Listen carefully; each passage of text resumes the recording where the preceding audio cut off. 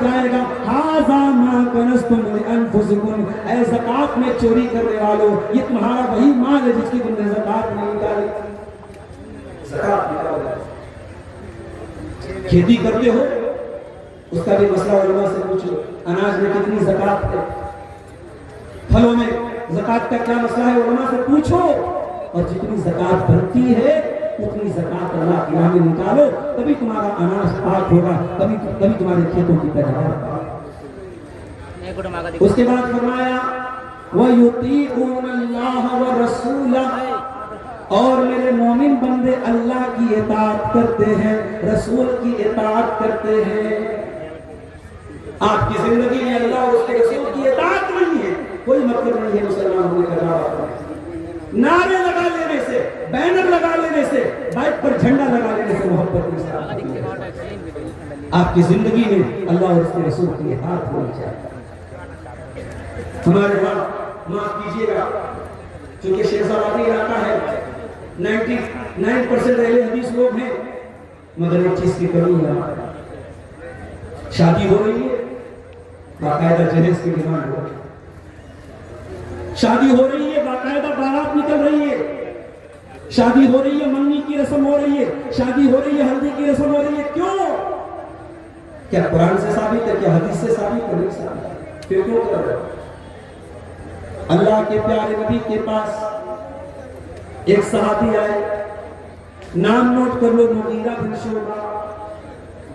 अभी हमारे बहन को बेटा हुआ है, बहन का फोन आया, भाई कुछ अच्छा सा नाम बता दो। मैंने सहाबा के नाम बता दिए, तो फिर बहन का फोन आया तो बड़े पुराने नाम, लोगों को नए नाम चाहिए। आपके बिहार में आता हूं, किसी का नाम पूछो, नाम क्या है? रहीमुल, अजीब नाम है। किसी का नाम बबलू, पिंटू, गुड्डू, ये नाम लोग रखते हैं बच्चों, सहाबा के नाम पे बच्चों के नाम। कितना प्यारा नाम है, मुगीरा। बच्चे का नाम मुगीरा रखो, आपके घर में लड़का पैदा हो, मुगीरा नाम रखो। मुगीरा बिन शुअबा सहाबी है, उन्होंने शादी तय रिश्ता नबी के पास आए, अल्लाह के नबी से कहा, अल्लाह के नबी मैंने एक अंसारी लड़की को निकाह का पैगाम भेजा है।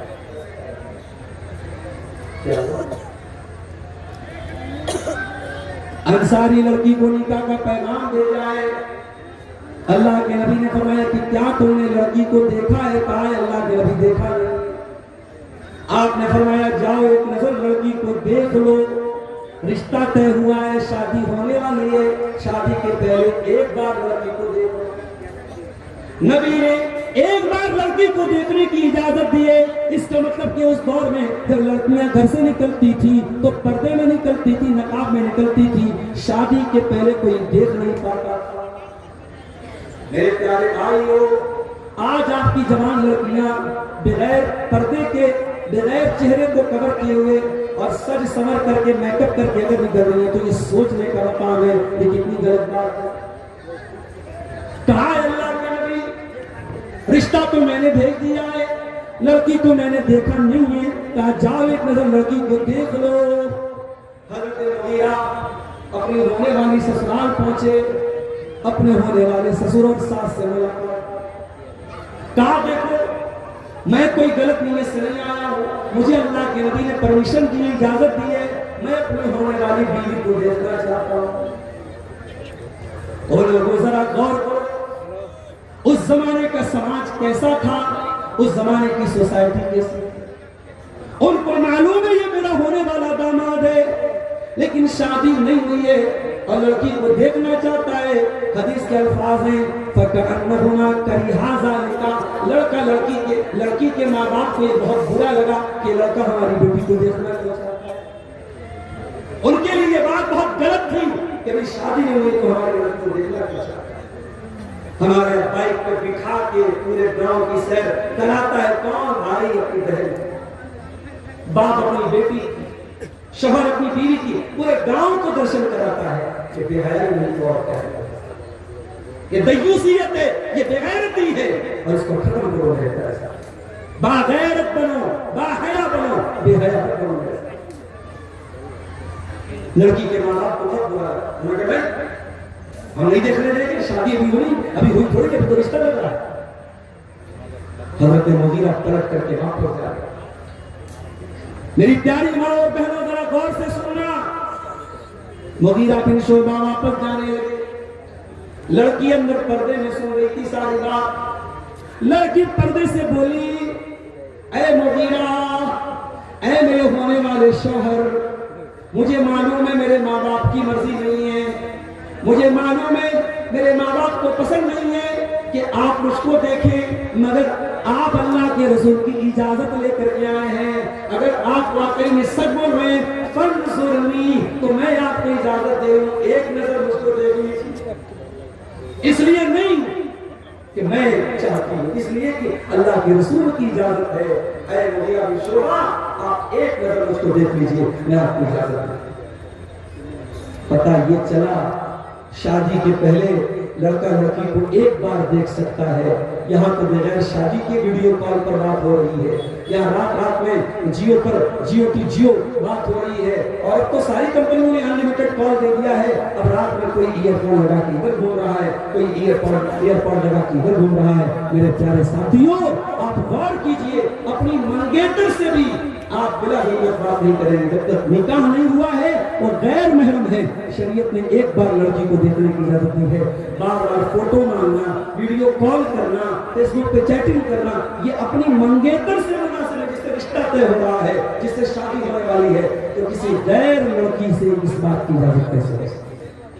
मेरे साथियों, हजरत मुगीरा बिन शोबा ने कहा कि नहीं, मुझे अल्लाह के रसूल की इजाजत है। लड़की आई पर्दे के बाहर, उन्होंने एक नजर देखा, लड़की पसंद आई, शादी हुई और दोनों मियां भी बहुत मोहब्बत के साथ रहने लगे। पता ये चला कि शादी ब्याह का मामला हो, चाहे मरनी का मामला हो, चाहे पैदाइश का मामला हो, हर मामले में हमें अल्लाह और उसके रसूल की इताअत फरमाया, वयुतीऊन अल्लाह व रसूलह। ईमान वालों की एक जिम्मेदारी ये भी है, वो अल्लाह की इताअत करें, रसूल की इताअत करें। फिर से रिपीट करता हूं, वल मोमिनून वल मोमिनातु बाज़ुहुम औलियाउ बाज़। मोमिन मर्द और मोमिन औरतें एक दूसरे के मददगार होते हैं। ये पहला काम करना है, तमाम मोमिनों को आपस में एक बनना है। जरा जरा सी बात पे लड़ो नहीं, झगड़ा न करो, अपने जज्बात को कंट्रोल रखो, आपस में एक बन करके रहो, एक मुट्ठी कितना मजबूत बन के रहो। पहला काम करना है। दूसरा काम क्या करना है, वयअमुरून बिल मारूफ, नेकियों का हुक्म देना है। इलेक्शन का माहौल चल रहा है, हम लोग पटना से कटिहार आते हैं, 4-5 जगह पुलिस वाले रोकते हैं। मुल्ला जी कहाँ जा रहे हो? कटिहार जा रहा हूं। चलो डिग्गी खोलो, चलो बैग खोलो। वो क्यों चेक कर रहे हैं? कहीं वोट तो लेके नहीं जा रहा, नोट के बदले वोट तो नहीं खरीद और बेचा जा रहा है। सरकार की नजर में, इलेक्शन कमीशन की नजर में, अगर इलेक्शन के मौके पर पैसा बांटा जा रहा है तो ये गलत है, ये गैर कानूनी है। और मैं आपको बता दूं कि इस्लाम की नजर में ये गैर कानूनी है, इस्लाम की नजर में ये हराम है, ये रिश्वत है। आप ईमानदारी की बात करते हैं, ईमानदार बन के दिखाइए, आप बेईमानों को कभी सपोर्ट मत कीजिए। मेरे प्यारे साथियों, कुरान कह रहा है वयअमुरून बिल मारूफ, नेकी का हुक्म दीजिए, वयनहौना अनिल मुनकर, और बुराई से रोको। अब तो साहब जलसों की आवाज उठने लगी। ये जलसे क्यों हो रहे हैं? ये उलमा को क्यों बुलाया जा रहा है? इलाके के उलमा कहते हैं कि हमको छोड़ के आप यूपी से किसी को क्यों बुला रहे, बनारस से किसी को क्यों बुला रहे?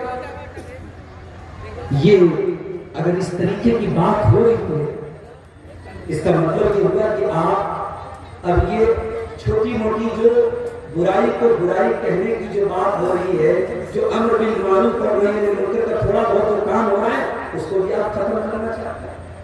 नहीं मेरे साथ। ये जलसे अगर हो रहे हैं, इसके अंदर अगर कोई कमी है तो इस्लाह कीजिए, अगर जलसे होने चाहिए। समाज का वो मुसलमान तो 5 टाइम नमाज नहीं पढ़ता है, वो इस जलसे में आता है। आप यकीन करें कितने लोग जलसे में आते हैं, तकरीर सुन के उनकी इस्लाह होती है। मैं साउथ इंडिया गया, एक समोसा बेचने वाला मेरे पास आया, मौलाना से गले मिलना चाहता, गरीब आदमी समोसा बेचने वाला, गले लगा कहा मौलाना साहब आपकी तकलीफ बहुत सुनता हूँ यूट्यूब पर पहली बार आपको देखा। कहा मौलाना मैं 5 टाइम के नमाजी बना हुआ आपकी तकलीफ सुनकर, मैं कुरान और हदीस से दूर था, बिदअती था, आपकी तकलीफ सुनकर कुरान और हदीस पे चलने लगा। फिर उसने बड़े प्यार से 50 का एक नोट निकाला, मुझे देने लगा।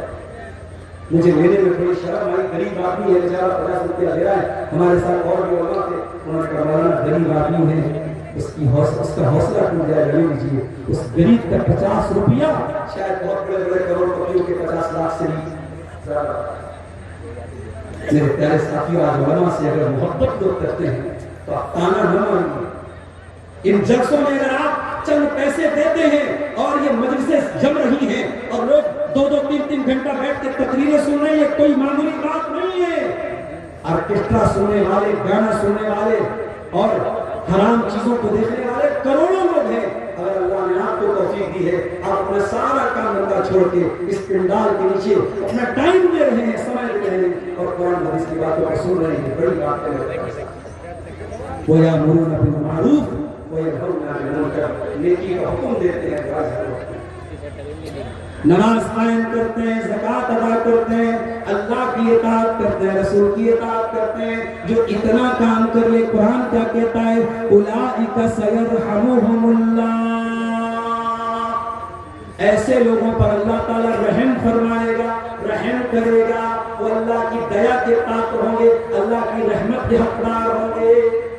तो मुसलमानों, अगर अल्लाह की रहमत चाहिए तो ये हमें काम करना पड़ेगा, हमें आपस में भाई भाई बनना पड़ेगा, हमें नेकी को हुक्म देना पड़ेगा, हमें बुराई से रोकना पड़ेगा, हमें नमाज कायम करनी पड़ेगी, हमें ज़कात अदा करनी होगी, हमें अल्लाह और उसके रसूल की इताअत करनी होगी। अब आखिर में तकरीर खत्म करने से पहले, क्योंकि हमारे पास एक पर्ची ये भी आई है कि मौलाना साहब थोड़ा सा चंदा भी करने की जहमत करें।